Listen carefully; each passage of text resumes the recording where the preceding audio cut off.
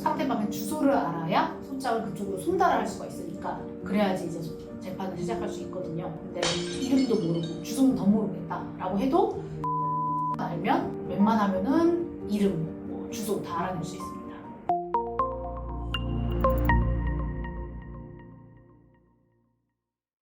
변호사님 안녕하세요. 안녕하세요.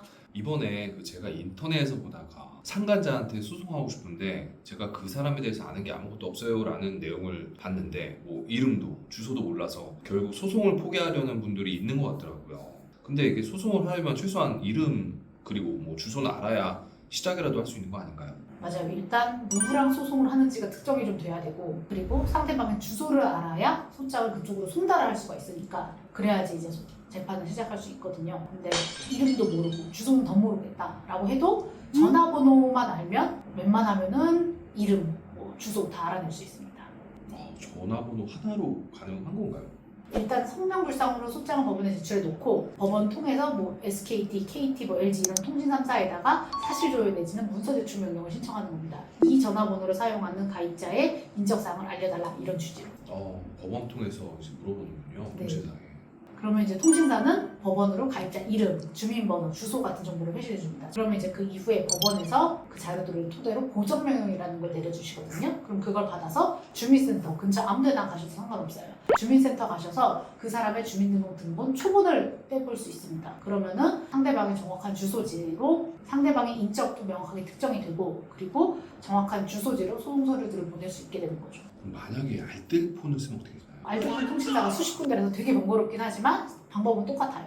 모든 알뜰폰 통신사에다가 사실조회 보내서 찾아내는 거죠. 근데 진짜 문제는 다른 사람 이름으로 개통한 대표폰 같은 거 쓰시는 경우예요. 이럴 때는 전화번호만으로 찾을 수가 없죠.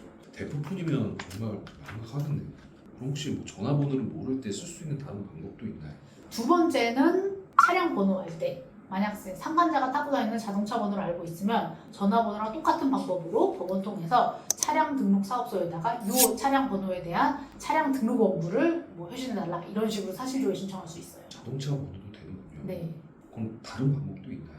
그 다음에는 이제 계좌번호, 뭐 배우자가 상간자한테 돈을 보낸 내역이 있거나 뭐 이런 거를 확보하시면은 계좌번호 아실 수 있을 거잖아요. 그리고 계좌번호 알게 되면 보통 이제 거래 은행을 알 수가 있고, 그럼 그 해당 은행에다가 똑같이 이 계좌번호를 사용하는 계좌 명의인의 정보를 확인할 수 있도록 사실조회나 문서제출 명령을 신청하는 거죠. 이게 말씀하신 모든 방법은 결국 주소를 알아내기 위한 거군요. 네, 맞아요. 민사소송은 법원 서류가 상대방에게 정확하게 송달이 돼야 시작할 수 있기 때문에 그 주소를 알아내기 위해서 이렇게 절차들을 밟아야 되는 겁니다. 변호사님, 그럼 그 주소는 꼭 뭐 상간자의 집 주소여야만 하나요? 이게 만약에 회사를 알고 있다면 회사로 보내면 안 되나요? 당연히 회사로 보내도 됩니다. 오히려 회사에 알리고 싶어서 집 주소를 알 수 있는 단서들이 있음에도 불구하고 회사로 보내면 안 되냐 하시는 분들도 계신데 원칙적으로는 다 가능해요. 다만 가정법원에서 소가 진행되는 경우 이혼이랑 상간 같이 진행을 하게 되면 가정법원으로 가거든요. 그럴 때 가정법원에서는 웬만하면 집 주소로 보내라고 보정 내려요. 근데 정말 회사 주소밖에 모른다 하면 뭐 어쩔 수 없죠. 회사로 보내야죠. 그럼 만약에 정말 가진 정보가 아무것도 없으면 어떻게 되나요?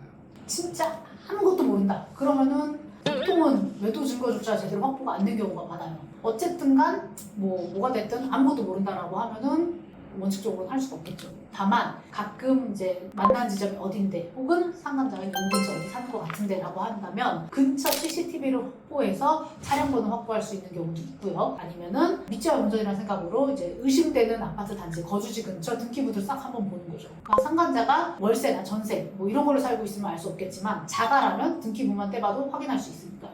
이렇게 해서 확인하는 경우도 왕왕 있어요. 엄청 고생하긴 하더라도 가능은 합니다. 이래서 단서 한 개라도 잡으려고 정말 노력을 해야 되는 거네요. 변호사님, 마지막으로 이제 영상을 보시는 분들한테 혹시 뭐 하시고 싶은 말씀 있으시면 좀 부탁도 될까요? 일단 배우자의 외도가 있고 상간자에 대해 상간 손해배상을 청구하고 싶은데 이름도 모르고 아무것도 모르겠다라고 하시더라도 아까 말씀드린 것처럼 전화번호, 차량번호, 계좌번호 이 세 가지 중에 하나만 있어도 상대방 찾아내고 소송 시작하실 수 있거든요. 그러니까 지레 포기하지 마시고, 제가 예전에도 말씀드린 것처럼 배우자의 외도가 의심된다라고 하면 일단 증거 확보를 먼저 해보시고, 증거 확보를 했음에도 불구하고 인적사항을 알아낼 수 있는 단서가 부족하다라고 하시면 일단 상담을 받아보시길 권합니다. 상담을 진행하면서 상간자의 인적사항을 확인할 수 있는 단서가 포착되는 경우가 꽤 많거든요. 아까 말씀드린 것처럼 CCTV를 통해서 차량 번호를 확보할 수도 있고, 그리고 등기부 등본을 연락을 해볼 수도 있고요. 여러 가지 방법이 있을 수 있으니까 이 정도 정보로는 안 될 거야 라고 혼자 단정 짓지 마시고 꼭 전문가랑 상담을 받아보시길 바랍니다. 감사합니다.